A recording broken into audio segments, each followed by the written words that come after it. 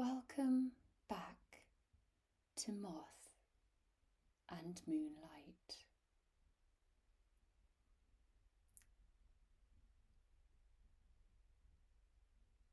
Get comfortable.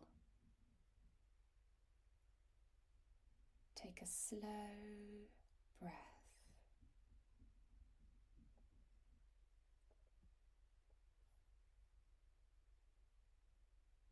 Tonight, we're going back to the cottage.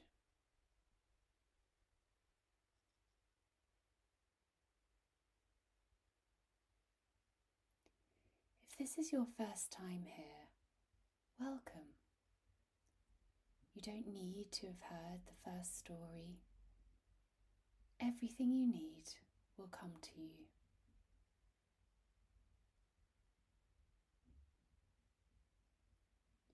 And if you've been here before, the fire is low, the rain is on the glass, and the jars are glowing. Everything is exactly as you left it.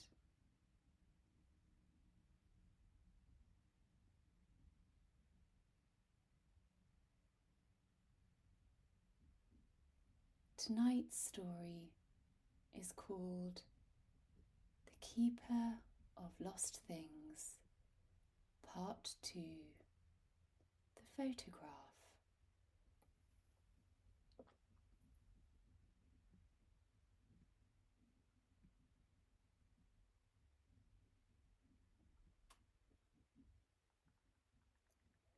November came the way it always does, quietly and all at once. One morning the world was October, the leaves still on the trees, the light still golden in the late afternoons, the air carrying that particular autumn smell of cold earth and something sweet beneath it. And then, between one night and the next, it wasn't.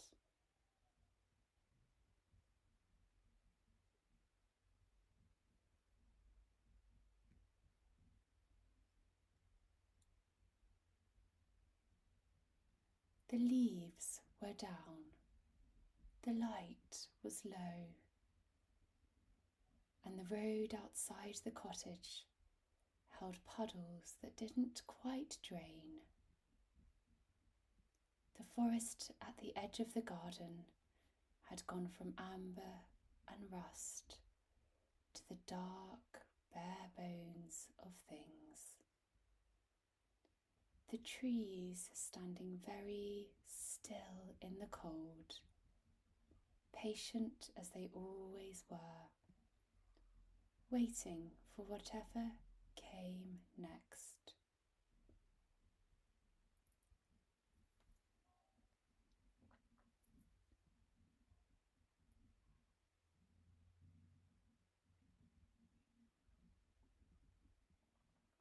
Maren noticed November the way she noticed most things, without resistance.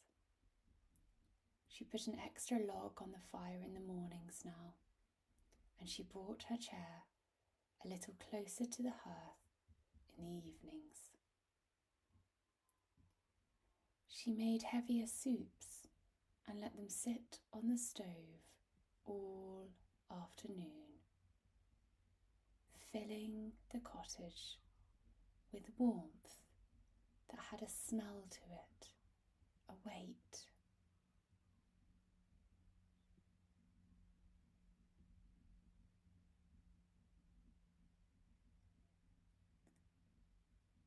The moth had been gone for 3 weeks.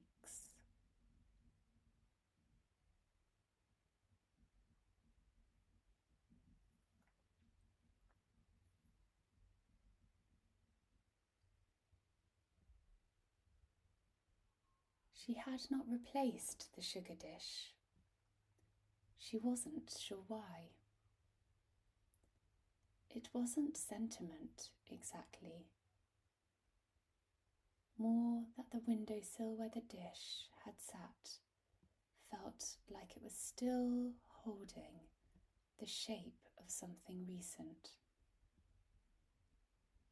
like a sentence that had just been finished, and the silence after it was still part of the meaning.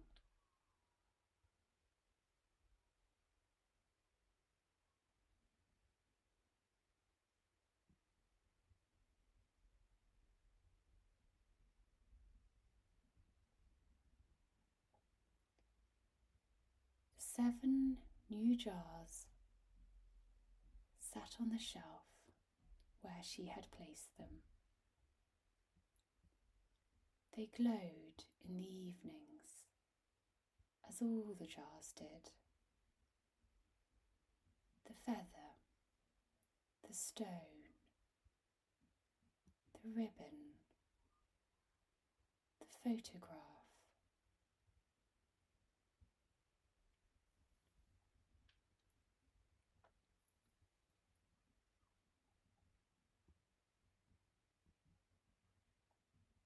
The photograph glowed differently.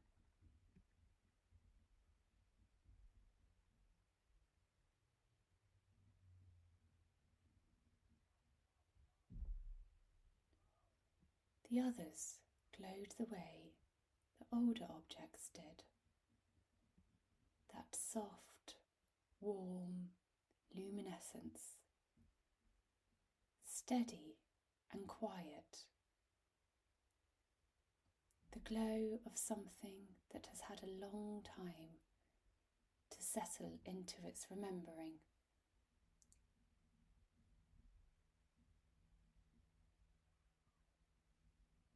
The stone especially glowed with a deep patience,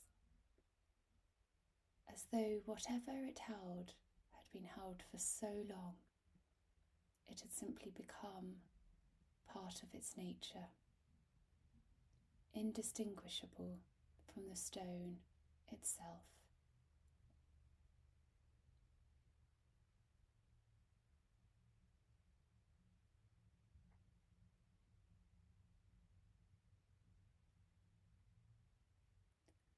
But the photograph flickered.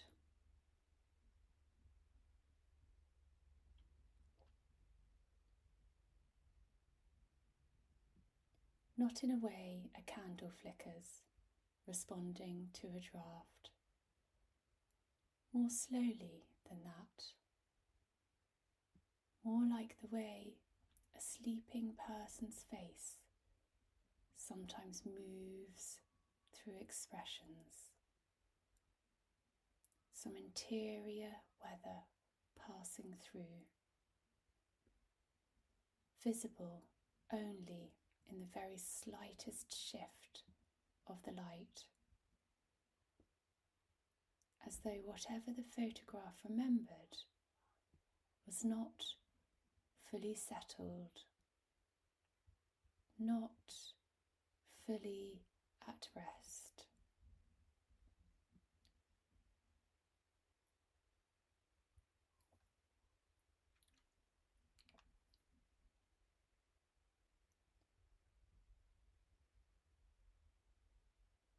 Marin had taken it out of its jar twice since the moth left. She had held it to the window and to the lamp and studied it carefully in both lights.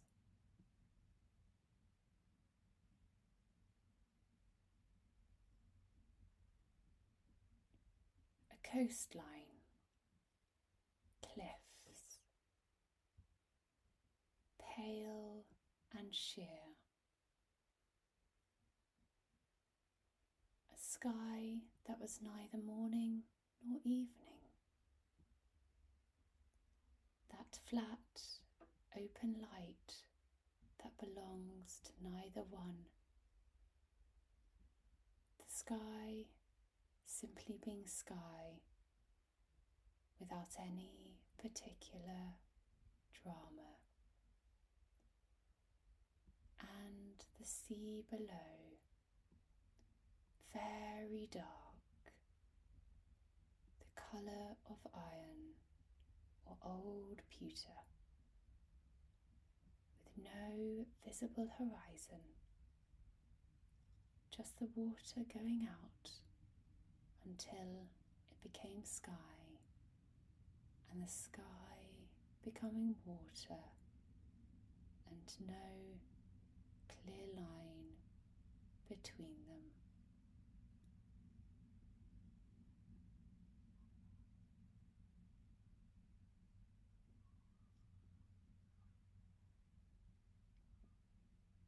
She did not recognize the place.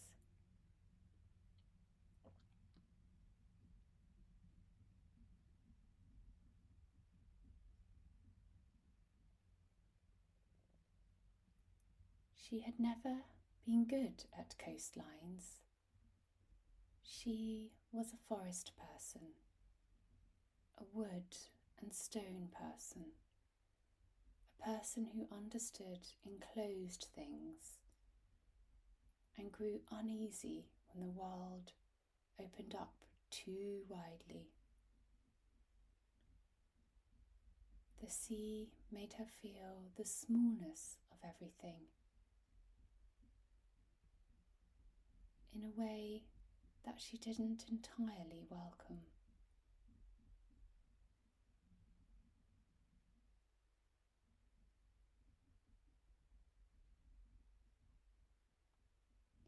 And yet she kept returning to the photograph.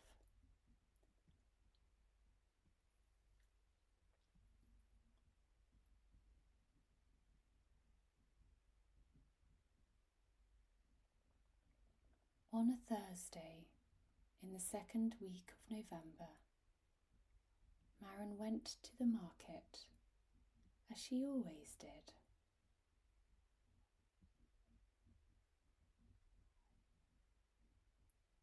It was a cold morning.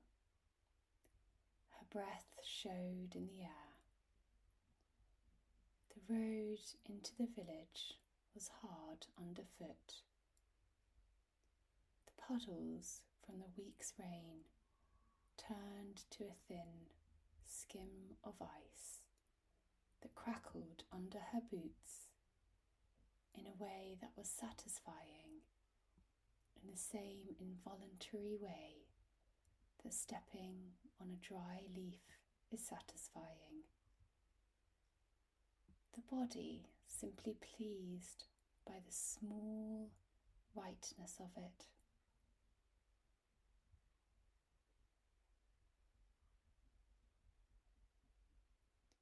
She bought what she needed. She nodded to the people who nodded to her.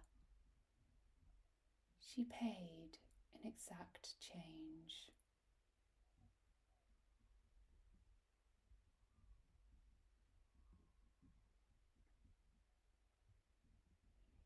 She was nearly back to the road when a voice said her name.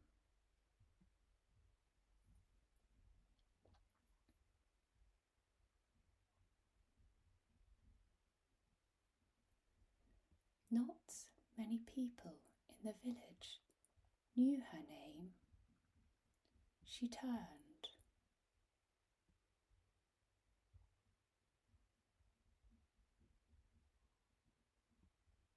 The woman standing behind her was old,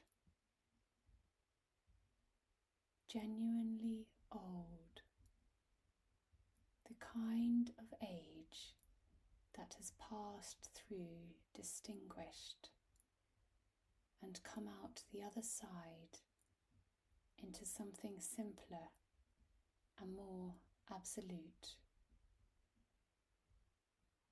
Her hair was white and very fine. Her eyes were dark and clear.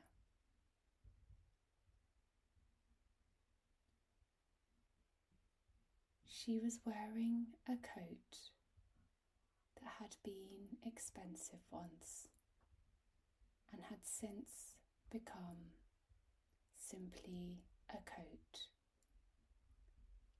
worn, soft, shapeless, and comfortable.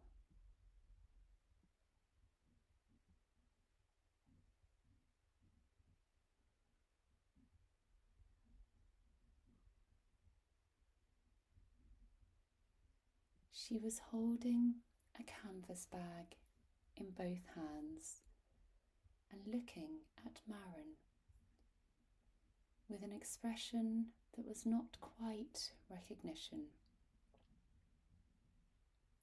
and not quite certainty, but something between them. The look of someone trying to confirm what they already suspect.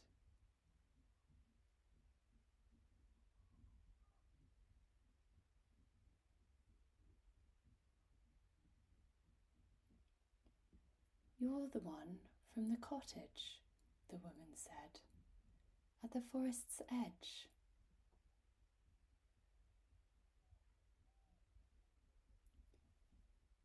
"I am," Maren said.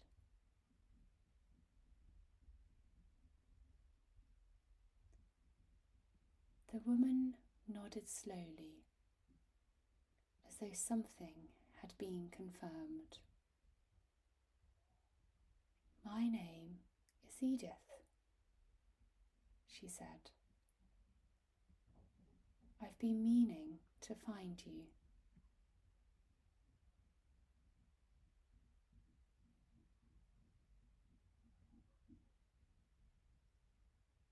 Maren waited. She was good at waiting.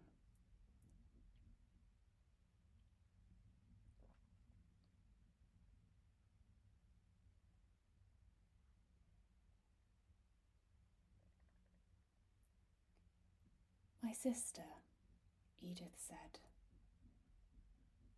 and then stopped and tried again. "My sister passed away in September, and there was something of hers, something I've been looking for ever since."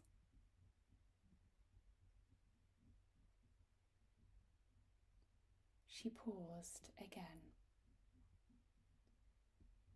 "Someone told me you sometimes find things."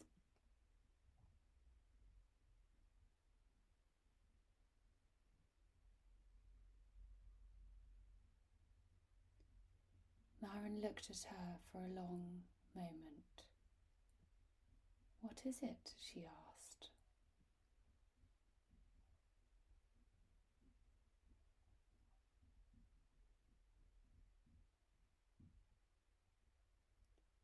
"A photograph," Edith said, "of a place she loved. The cliffs at..." She named a place on the coast that Maren did not know. She kept it her whole life. I don't know what happened to it. It wasn't with her things.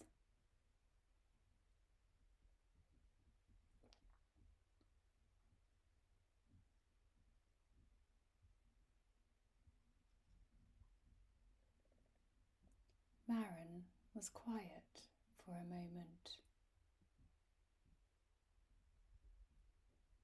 She thought of the photograph in its jar on the shelf.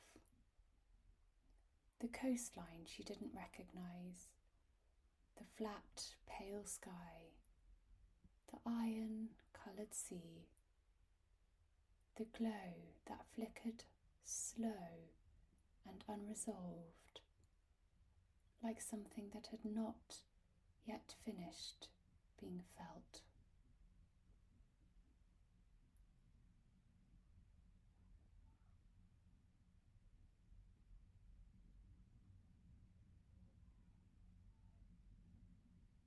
"Come to the cottage on Saturday," Maren said.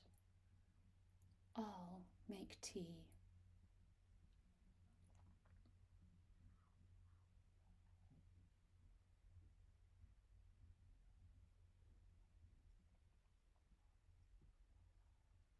Edith came on Saturday afternoon when the light was already beginning to fail.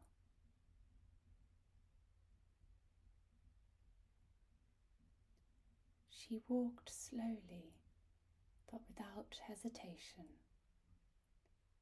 which Maren noticed and approved of. She stood in the doorway for a moment when Maren opened it, taking in the cottage, the shelves, the jars, the low fire, with the careful attention of someone who understood that some places required a moment of adjustment before you entered them properly.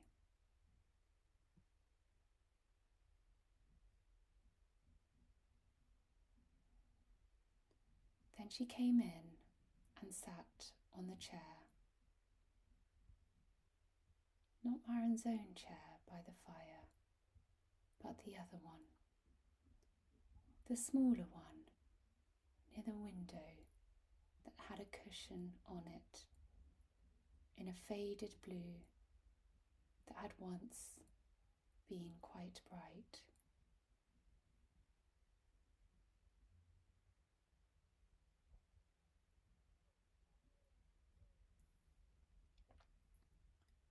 Maren made tea.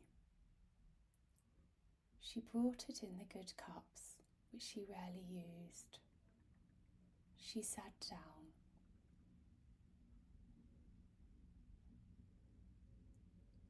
Edith was looking at the shelves.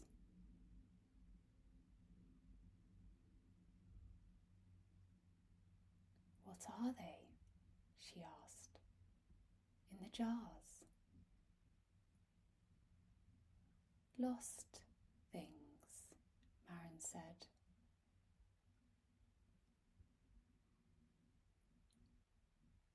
Edith considered this. She was the kind of person, Maren thought, who considered things properly before responding. A quality Maren had enormous respect for.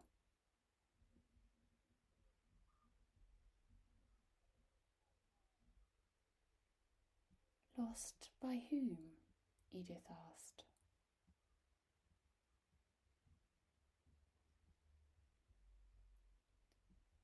"Different people," Maren said, "over different times. They find their way here eventually. I keep them company until, well, until what?" "Until they're ready to go back or ready to stay," Maren said. "It varies."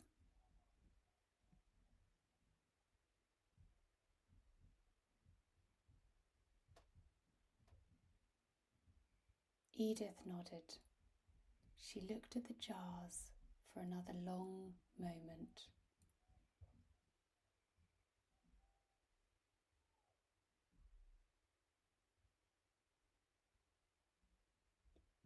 "She was called Margaret," Edith said, without Maren asking. "My sister. She was 79. She'd had the photograph since she was a young woman, She went to those cliffs with someone she loved a long, long time ago. She never spoke about it much, but she kept the photograph her whole life.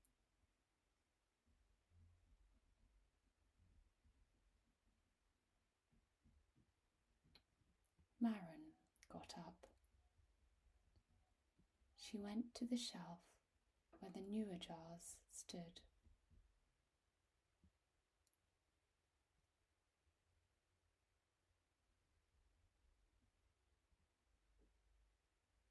The photograph's jar was glowing. Not its usual uncertain flicker, but steadily now, warmly, the way the old objects glowed when they were settled and at peace.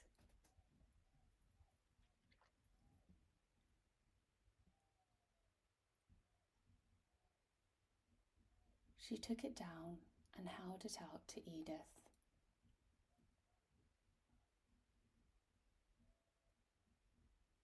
Edith took the jar in both hands.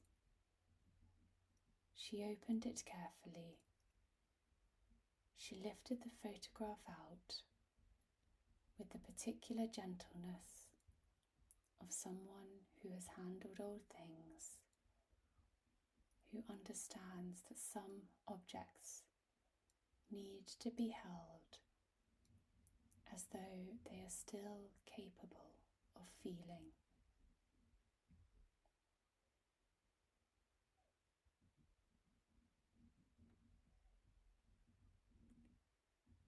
She looked at it for a long time.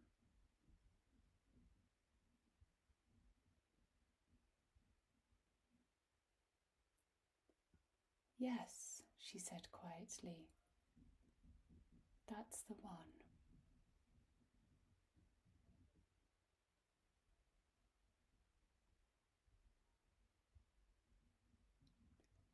The fire shifted. A log settled.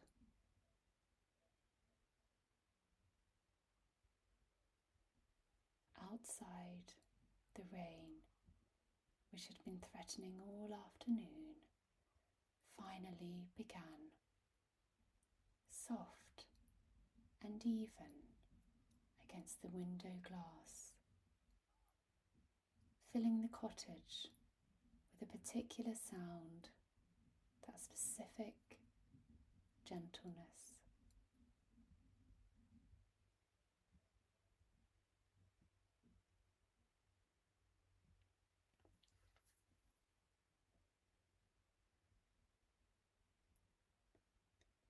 They sat for a while without speaking.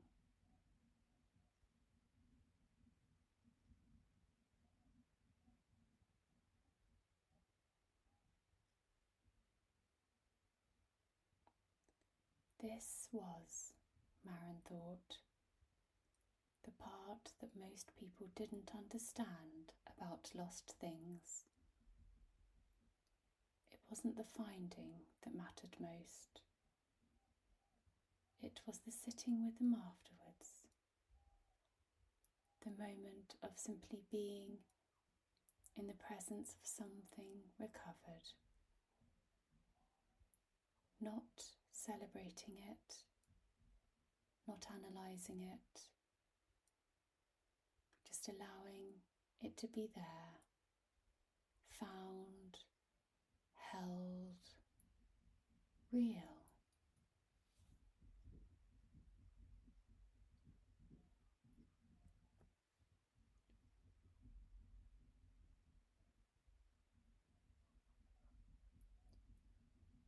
Edith held the photograph in her lap.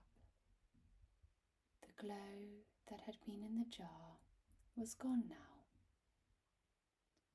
The photograph was just a photograph, matte and still and old.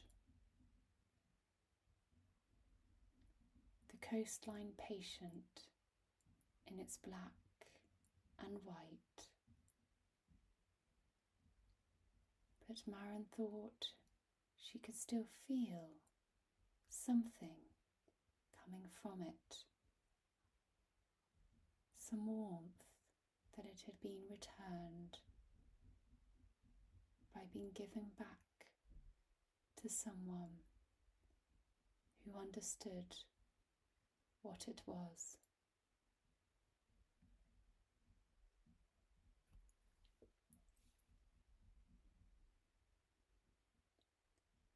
Before she left, Edith asked about the other objects.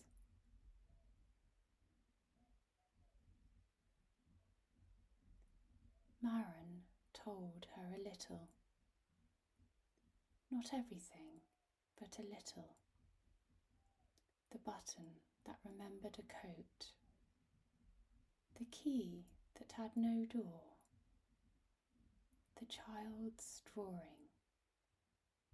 The earring like a crescent moon.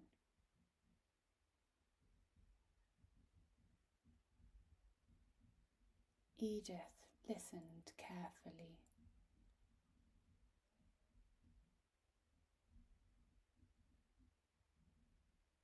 And the feather? She asked, looking at the jar where it still rested, dark at the base, pale at the tip.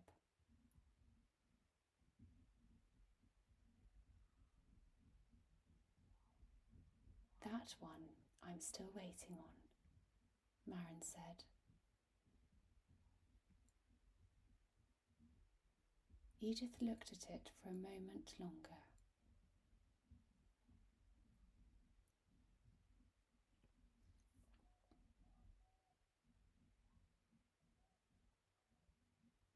It will come, she said, with a certainty that surprised Maren slightly, coming from someone she had met only that week.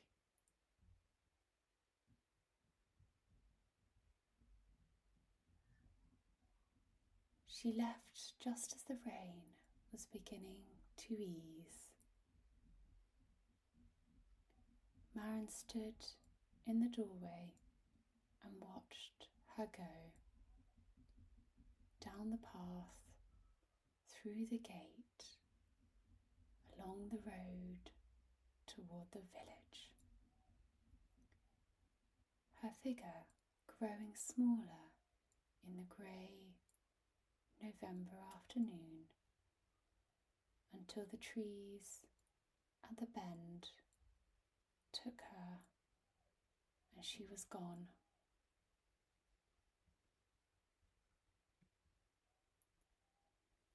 Maren closed the door.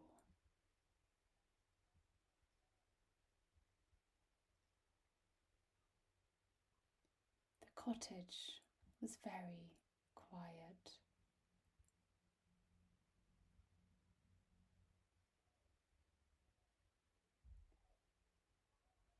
She looked at the shelf where the photographs jar had stood.